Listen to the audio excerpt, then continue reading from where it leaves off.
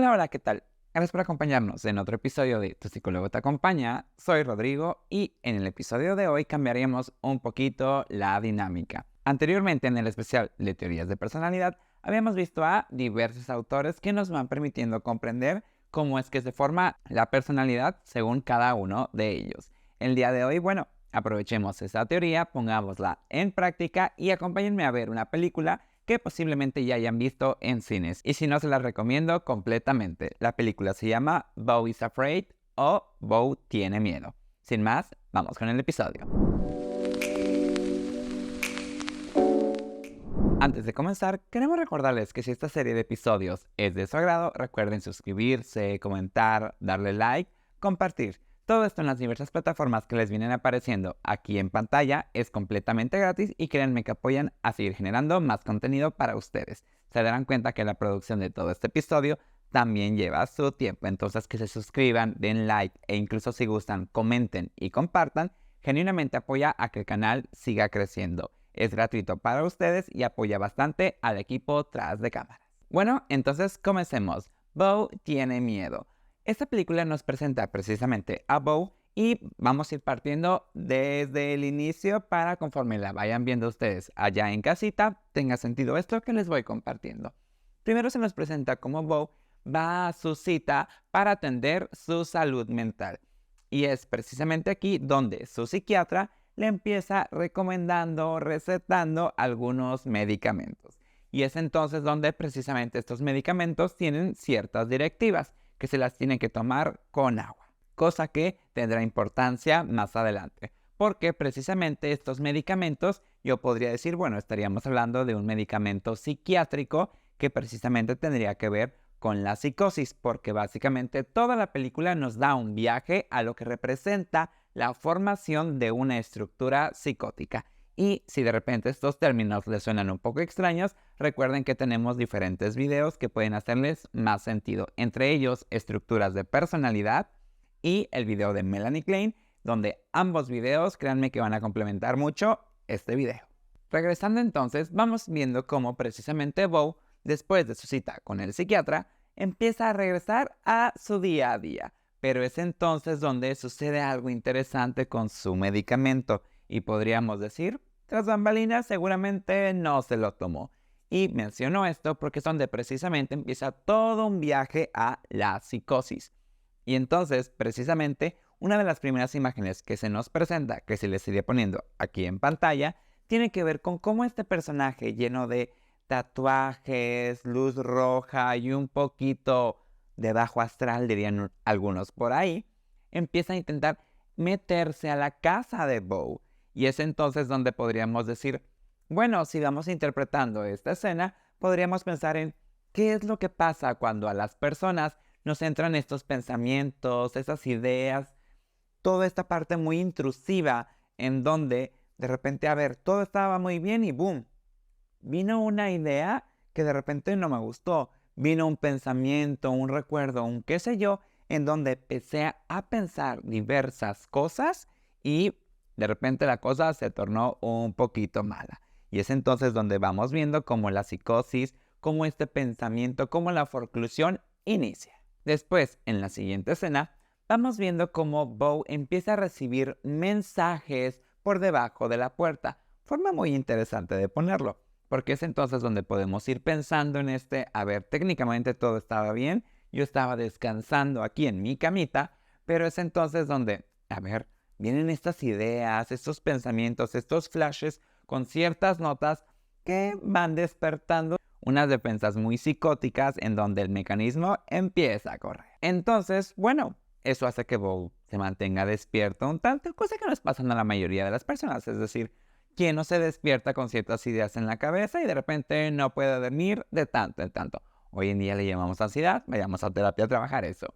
Pero a la mañana siguiente empieza a desarrollarse toda la historia con una figura central dentro de la película.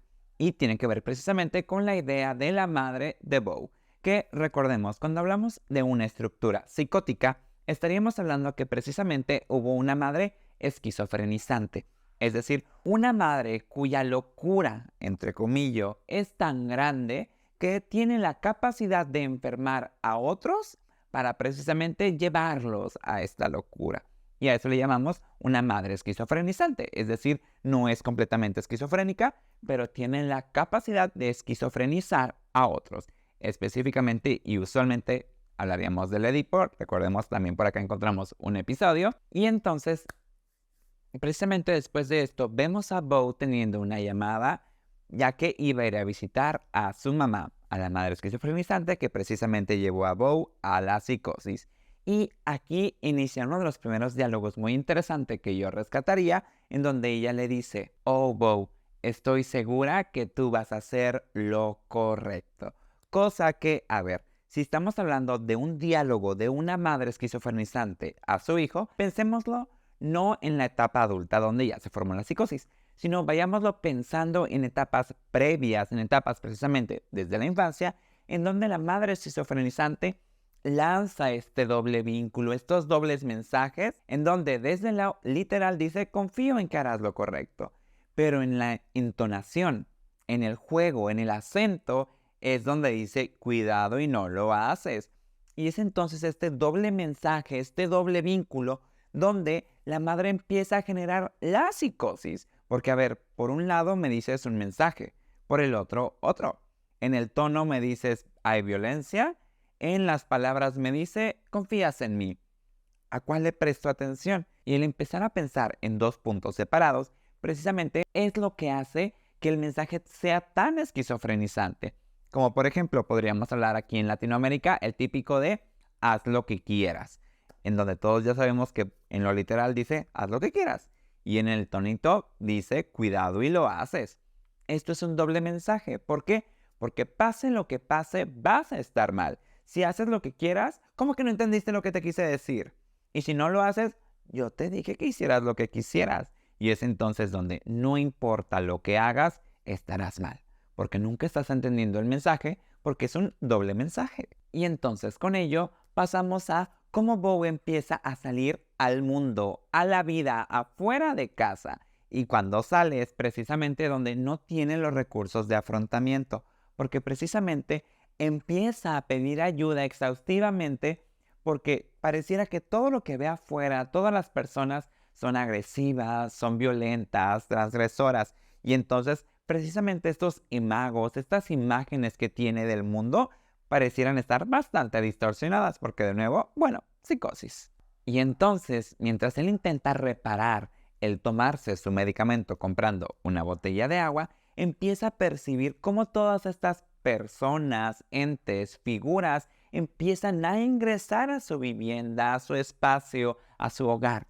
Pero entonces aquí viene donde Melanie Klein nos comparte lo que conoceríamos como figuras persecutorias. Es decir, estas imágenes, estas ideas que llevamos acá dentro desde la fantasía, que entonces nos van generando toda una angustia en donde precisamente hay mucho miedo. Hay miedo porque precisamente la agresividad que llevo dentro se presenta en forma de una idea, y esta idea es tan persecutoria que me va generando una angustia de que ahí hay algo que me persigue, que viene tras de mí, que viene cazándome, que es muy constante precisamente en este tipo de casos en personas de una posición esquizoparanoide, nos diría Melanie Klein, y sobre todo típico precisamente en la psicosis. He ahí porque una de las típicas psicosis podríamos hablar la paranoia. No por nada la posición que denomina Melanie Klein se llama esquizoparanoide. Y entonces Bo empieza a pasar toda una odisea precisamente para poder recuperar su hogar, es decir, para que la psicosis, las ideas persecutorias bajen, básicamente que el medicamento surta efecto. Pero es entonces donde una vez todo empieza a tranquilizarse, y lo entrecomillo, él vuelve en alguna medida a su contacto con la realidad, en donde ya perdió el vuelo, no sabe qué está pasando, pero entonces, por haber perdido el vuelo, desde sus adentros ha decepcionado a la figura materna. Y recordemos, esta madre esquizofrenizante es una figura materna muy violenta, muy transgresora, que no comprende reglas, no comprende límites. Precisamente es una madre un tanto psicótica y perversa en alguna medida. Y es desde ahí donde, boom, este miedo a la retaliación, de nuevo muy kleiniano, nos diría: a ver, Bo tiene miedo de haber roto algo allá afuera, tiene miedo de haber decepcionado a mamá y con ello va a venir la agresión de mamá. Precisamente aquí, en toda esta fantasía, Bo tiene una llamada donde le dicen que su mamá ya no está suscrita en esta vida. Y entonces es como el de, desde sus adentros podríamos ir interpretando, a ver, tanta culpa siente Bo que precisamente el acto de no ver a mamá implica desvivir a mamá. A ver, ¿qué está pasando ahí? Porque entonces, fíjense, estamos viendo precisamente toda la relación incestuosa, toda la relación codependiente que Bo maneja con su madre. Tan así que precisamente si no va a visitarla, la decepciona, la violenta, la desuscribe de la vida. Y es entonces donde, a ver qué va pasando. Porque incluso en la escena posterior nos va mostrando cómo esta figura de cerámica de una madre con su bebé está quebrada. Bastante simbolismo. Y es entonces donde, a ver, esta figura se ha quebrado y empieza todo este caos interno porque entonces, a ver, mi yo auxiliar, que es la figura materna, recordemos, en algún momento antes del brote psicótico, todavía esta sí que está contenida gracias a ¿qué? A un yo auxiliar. Este yo auxiliar suele ser usualmente la madre esquizofrenizante. Pero entonces, si la madre esquizofrenizante ya no está, el infante cae en psicosis. Y este infante no es que caiga en psicosis en la etapa infantil. Usualmente caen en psicosis ya en la vida adulta, porque es en la vida adulta donde la vida, las leyes de la sociedad y el qué sé yo, nos obligan a separarnos de nuestros cuidadores. Llámese preparatoria, universidad, y al menos desde la parte más psicoanalítica, iríamos viendo que es precisamente en esta etapa en donde brota la psicosis. Sí, lo prepsicótico es previo a eso.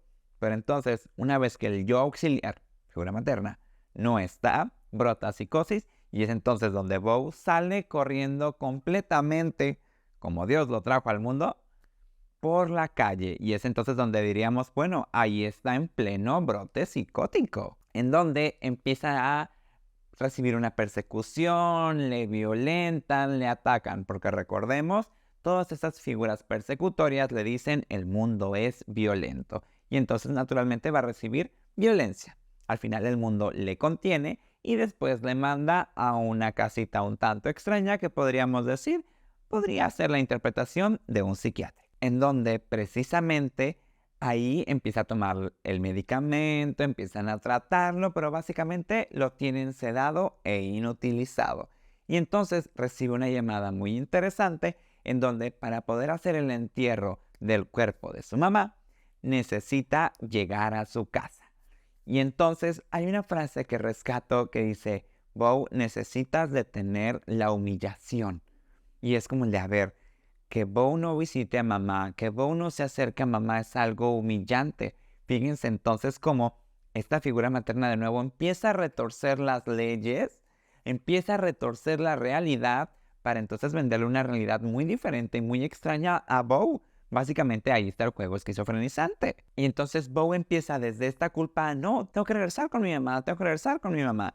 Pero es entonces donde empieza toda una travesía muy interesante, en donde una de las escenas que rescato también de cuando se encuentra en el vehículo con dos chicas, me llama la atención porque precisamente podemos ir viendo cómo le van ofreciendo medicamentos, le van ofreciendo ciertas situaciones y luego le graban y le humillan. Y entonces aquí es también donde podríamos ponernos a pensar de qué va pasando y qué vamos pensando las personas y la sociedad respecto a estas vivencias. ¿Por qué?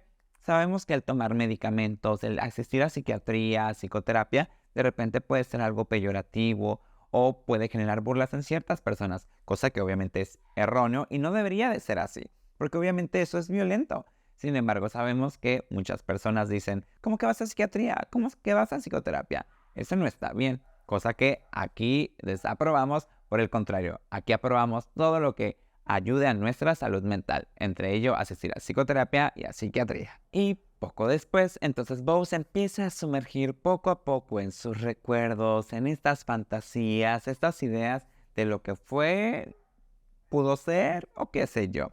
Y entonces Bo nos va presentando un viaje en un barco que precisamente comparte con su mamá, en el cual hay una escena que me llama la atención porque hay algo que se comparte mucho desde la teoría y tiene que ver precisamente con este deseo incestuoso de la madre esquizofrenizante hacia sus hijos.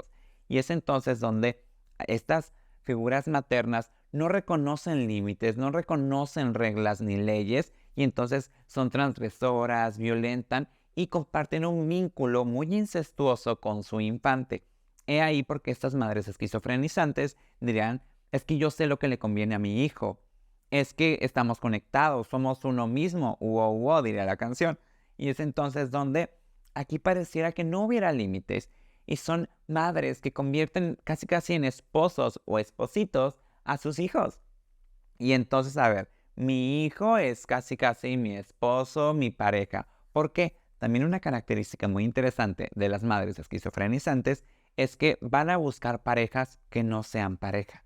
Es decir, básicamente podríamos decir viudas negras, en donde nomás tienen el encuentro ese con su pareja y después ya no les sirve. No necesariamente cometen un delito, sino simplemente es, fui, me embaracé, terminamos.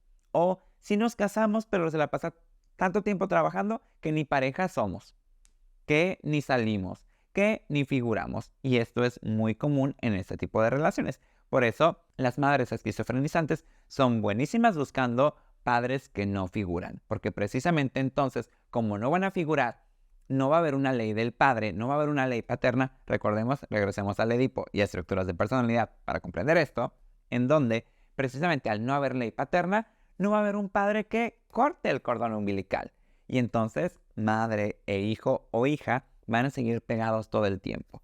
Porque recordemos, sí, a nivel físico podríamos hablar que hubo nacimiento, pero a nivel psicológico podríamos decir este viene un poquito después de nacidos. Y si la madre no nos presta de su yo para nacer, y si el padre no corta ese cordón umbilical psicológico con la madre, vamos a estar tan ligados a ella que cuando mamá no esté, no hay un yo auxiliar, no hay un yo propio, y entonces caemos en psicosis. Y es entonces donde, bueno, Bo tiene que correr de nuevo de esta idea, esta imagen, esta casa de tipo psiquiátrico, en donde después, curiosamente, vuelve a encontrarse con una mujer que está embarazada, es decir, mamá.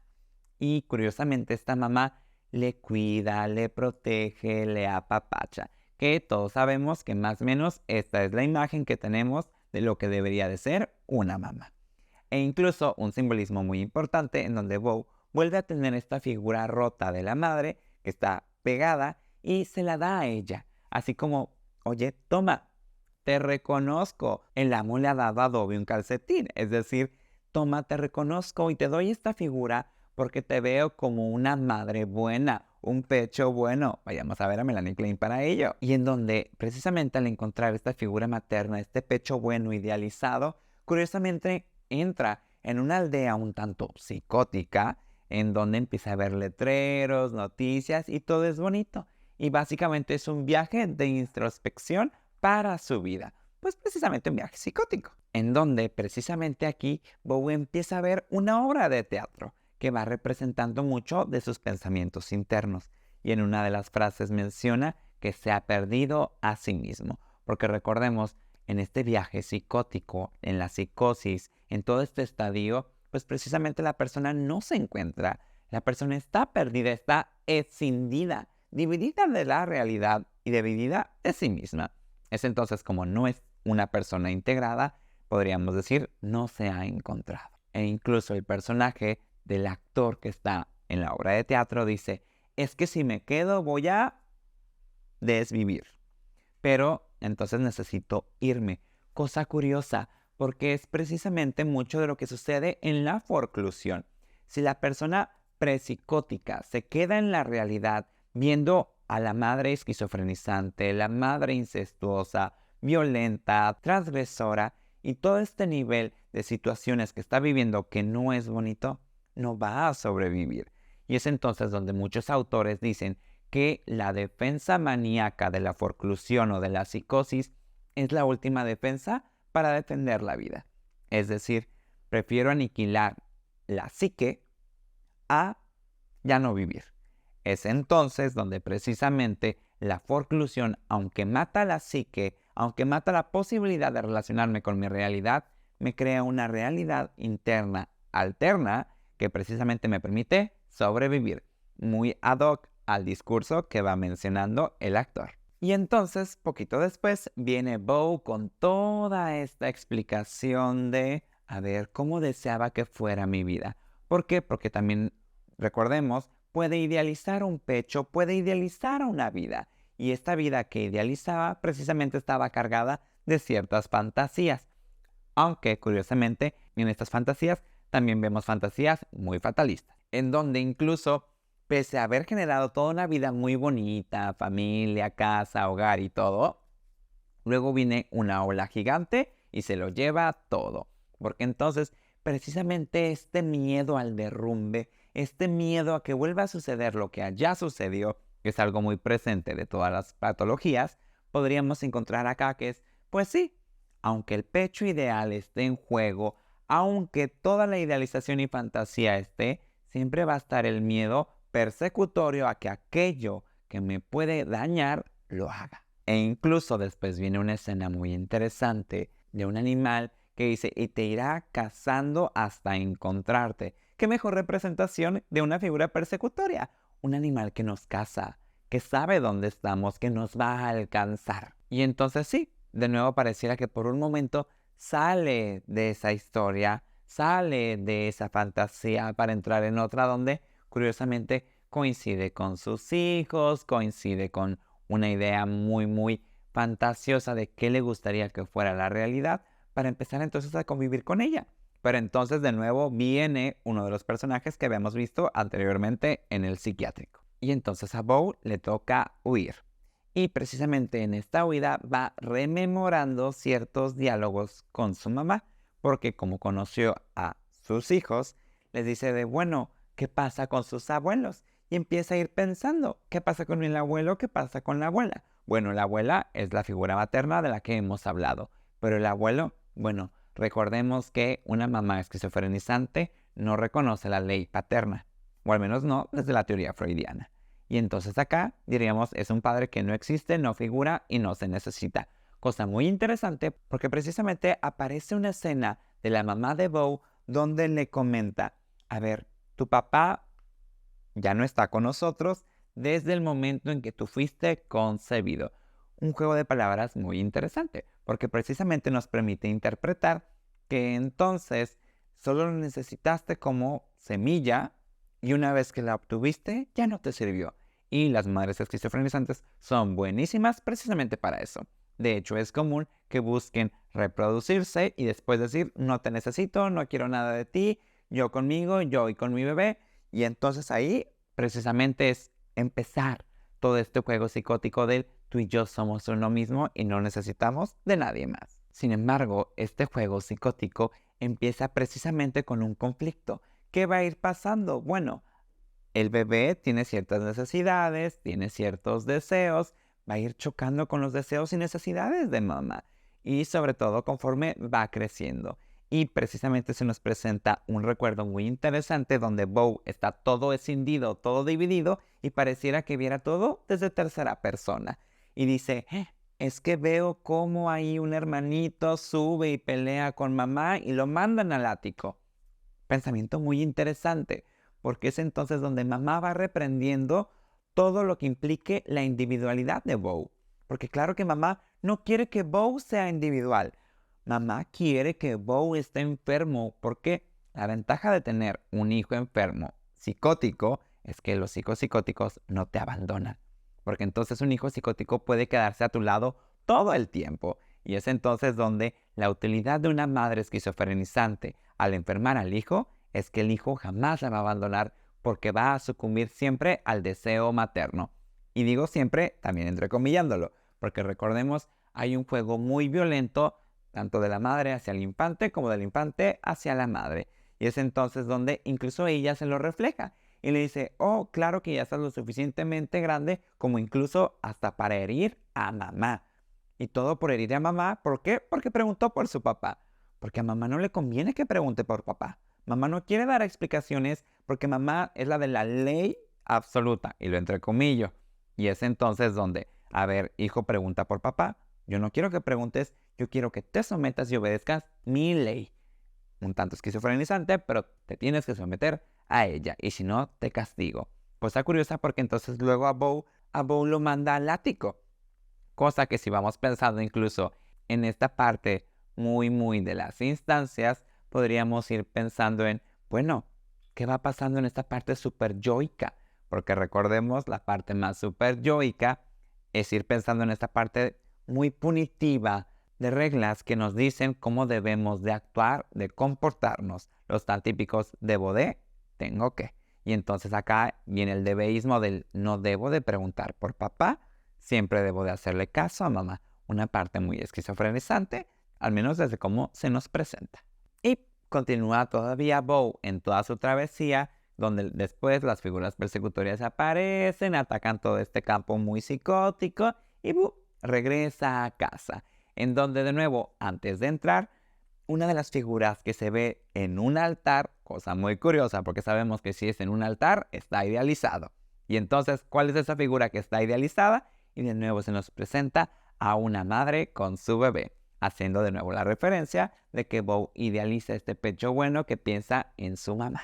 Pero, cosa curiosa, porque después entra a la casa y empieza a explorarla. Y en esa exploración encuentra la oficina de mamá, en donde hay diversos artículos, revistas y demás, en donde mamá estuvo trabajando como científica, farmacéutica y qué sé yo, porque hay como diferentes trabajitos, en donde iba consiguiendo cosas en las que utilizaba a Bo para precisamente obtener beneficio, algo muy típico de la madre esquizofrenizante. Es decir, decíamos, la madre esquizofrenizante utiliza al bebé para su deseo. Lo mismo que se ve en este mural. La madre utiliza a Bo para el deseo de ella misma, porque entonces puede utilizar, y ahí se ve precisamente en la película, Bo me sirve para pañales, Bo me sirve para leche, Bo me sirve para vender navajas, Bo me sirve para artículos personales, acné, esto, el otro. Y entonces básicamente mamá utiliza a Bo para su beneficio. Básicamente eso es lo que hace una mamá esquizofrenizante. Y Bo nos lo relata desde este mural de éxitos empresariales de mamá. Y entonces, poquito después, ¡pum!, pareciera que llega una chica conocida de Bo, conocida de mamá, en donde básicamente Bo se aproxima y tiene un encuentro ese, en donde, boom, a Bo le habían dicho que no podía relacionarse con ninguna mujer porque si no iba a desvivirse. Pero precisamente esta era una mentira, porque recordemos, una mamá esquizofrenizante es una mamá controladora. Entonces a mamá no le conviene que su hijo tenga un otro que le auxilie, no le conviene que tenga un yo auxiliar. Ella es la única que puede ser el yo auxiliar. He ahí porque esta pequeña mentira de no te relacionas con nadie, solo conmigo, le permite mantener el control de Bo. Y Bo tenía mucho miedo de relacionarse con un otro, porque entonces iba a fallarle a mamá. Y luego cuando empiezan a tener el encuentro ese, Bo empieza a ir pensando en eso. ¿Por qué? Porque recordemos, muchas personas llegan a tener miedo al encuentro ese, y no solo dentro de la psicosis, sino en general, porque precisamente es en este encuentro donde los límites entre el otro y yo se borran. Es decir, una persona está dentro de otra, al menos en la mayoría de los encuentros, en donde precisamente en este encuentro estamos tan fundidos el uno en el otro que pareciera que esta línea, este límite que divide el yo del no yo, se borra. Entonces nos fundimos los dos en uno mismo, al menos por unos minutos. Y es entonces precisamente donde al fundirnos podemos llegar a perdernos, cosa que dentro de la psicosis genera mucho miedo. Perderse en el otro da mucho miedo porque un psicótico ya está perdido en el otro, precisamente en la figura materna. Y es entonces donde en este perderse en el otro puede encontrar todo un caos. Y precisamente al terminar el encuentro, la otra persona ya no está suscrita en la vida. Y es como el de, ¿qué hice? ¿Qué hice? ¿Qué hice? ¿Qué hice? A ver, Bo empieza a tener mucho miedo de nuevo. Pero es entonces porque precisamente viene toda esta culpa de ¿qué acaba de hacer? Acaba de traicionar a la figura materna. Acaba de traicionar el incesto que tiene con su mamá esquizofrenizante. Entonces, a ver, eso no se hace. Y ahí viene entonces la culpa. Pero entonces, en esta culpa, luego aparece quién mejor que mamá esquizofrenizante para decirle, hola, vengo a culparte de todo eso que hiciste y que sientes. Y entonces esta mamá esquizofrenizante empieza con su discurso muy psicótico y omnipotente donde le dice, yo sé todo lo que haces, yo sé todo lo que has hecho, yo sé todo lo que has vivido y es como de, a ver, espera. Ese es un discurso muy esquizofrenizante porque es muy omnipotente. Básicamente es pensar en que mamá esquizofrenizante es como una diosa que todo lo ve, todo lo percibe y todo lo sabe. Bueno, eso deja desprotegido entonces al infante. Pero entonces precisamente esta mamá empieza un juego muy de doble vínculo de nuevo en donde le reclama todo. A ver, es que yo te amé y tú me rechazaste, claro. ¿Cómo no rechazar la violencia que el bebé vivía? Bebé rechaza a mamá porque sabe que mamá utiliza a bebé. Y entonces empieza un juego muy violento entre ambos donde ambos se van violentando. La única diferencia es que obviamente el bebé se va formando y la mamá esquizofrenizante ya está formada. Y entonces la violencia va a ser más desorganizante para el bebé. E incluso le va reclamando, pareciera que tú no tuvieras un mecanismo para escoger. Pues claro que no, porque precisamente mamá se encargó de que Bo no pudiera escoger, para que entonces Bo estuviera completamente sometida a su deseo. Que incluso después se nos presenta una imagen súper interesante, donde mamá le dice, es que yo tuve una madre mucho más enferma que yo. Cosa curiosa porque si lo vamos pensando de forma sistémica, desde la teoría sistémica se nos comparte que se necesitan 3 generaciones para generar psicosis. Abuela esquizofrenizante, mamá esquizofrenizante, hijo psicótico. Cosa que desde el discurso el director y escritor supo aterrizarlo súper bien porque precisamente nos comparte esto. Y tan esquizofrenizante fue que hasta en su propio proceso psiquiátrico se metió, porque luego invita a pasar al psiquiatra y le dice, mira, yo sé todo lo que tú le contabas a él. Yo sé que tú criticaste que mi amor no era incondicional. Y claro que no era incondicional, porque precisamente el amor de una madre esquizofrenizante está condicionado a que ese yo externo que implica el hijo no se vaya, no crezca, no nazca. Básicamente no puedes formar un yo, solo puedes ser uno conmigo mismo. Entonces desde ahí, claro que está muy condicionado, al menos en este tipo de casos. Después de eso, obviamente esta madre de nuevo reprende, castiga, una madre muy punitiva, donde vuelve a encerrar en el ático a Bo. Y es entonces donde le dice, te voy a presentar a papá. Y es muy curioso porque entonces le presenta a papá y entonces presenta una imagen de un falo monstruoso en el ático en donde precisamente las madres esquizofrenizantes no reconocen falo ajeno. Y el falo del hombre que les permitió traer a luz al producto psicótico, precisamente dicen, no, no me sirves, eres un monstruo, te quiero lejos, te quiero allá encerrado donde no me estorbes para yo poder enfermar a mi hijo. Y es entonces donde precisamente esta imagen del ático nos representa cómo la madre esquizofrenizante no busca un vínculo con un hombre. Por el contrario, solo quiere la semilla y el falo es desechable. Porque entonces precisamente ese falo no sirve. Es de goma. Mamá esquizofrenizante es la única que puede tener falo. Ahí podríamos decir desvivir el palo y técnicamente sería correcto. Y entonces después de decirle es que tu papá era un monstruo, boom, voy a generar una culpa en ti. Que incluso la genera también, que después Bo empieza a pedirle perdón y de repente mamá esquizofrenizante vuelve con el doble vínculo y le dice, te perdono, pero luego se lo reclama de forma violenta. Y entonces aquí empieza de nuevo el vínculo de mamá que da amor, mamá que lo quita, mamá que odia. Y eso es algo súper típico en la esquizofrenia. Que incluso precisamente le reclama a esta parte de él, te di toda mi vida y ¿qué me diste tú? Y es como el de, a ver, si se la diste, no, técnicamente no lo tendrías que reclamar, pero la madre esquizofrenizante es buenísima reclamando sobre todo el haber dado la vida. Y llega el punto donde entonces Bo, boom, vuelve a irse en un viaje. Muy interesante si lo vamos pensando desde esta parte muy freudiana donde nos dice el regreso o la vuelta al útero. Porque entonces nos presenta un canal, un río muy extraño en donde, si lo incluso lo pensamos desde la parte muy griega, recordemos, Caronte pasaba las almas a través de un río y una balsa. Entonces podríamos decir, técnicamente Bo pasó a la otra vida o regresó al viaje, a su psicosis, y entonces regresó completamente a sus adentros. Y entonces recordemos, ¿qué dicen las personas que pasan la otra vida? Pasa el juicio.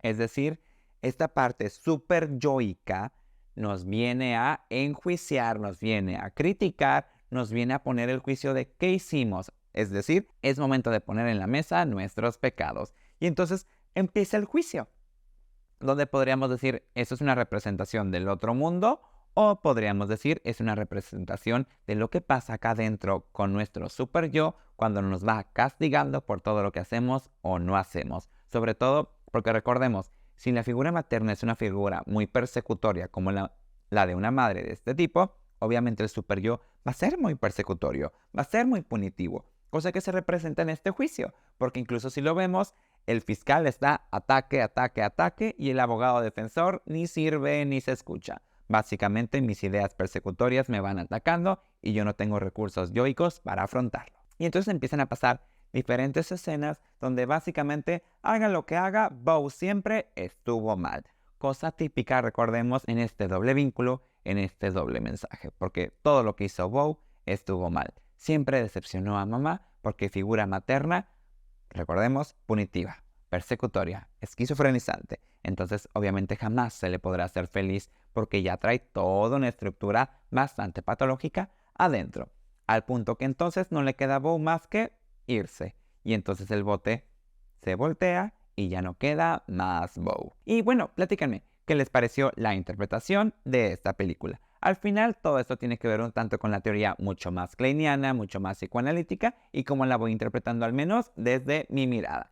Ya lo saben, pueden comentarlo aquí en la caja de comentarios si tienen alguna duda, comentario, qué sé yo, y con mucho gusto se los estaré contestando. Recuerden suscribirse a las diversas redes que les vienen apareciendo en pantalla, lo cual es completamente gratis y genuinamente apoya a que sigamos generando más contenido. Recuerden que nos encontramos en Facebook como Psicólogo Rodrigo Carrillo en Tijuana, Instagram y TikTok como psic.rodrigocarrillo y en YouTube, Spotify, Apple Podcasts y Amazon Music como Tu Psicólogo Te Acompaña. Regálenos unos segunditos, suscríbanse y se los estaremos completamente agradecidos. Sin más, bueno, espero que este episodio les haya sido de su agrado y nos estamos viendo en los próximos. Y bueno, gracias por llegar a esta parte del video. Nos vemos. Bye bye.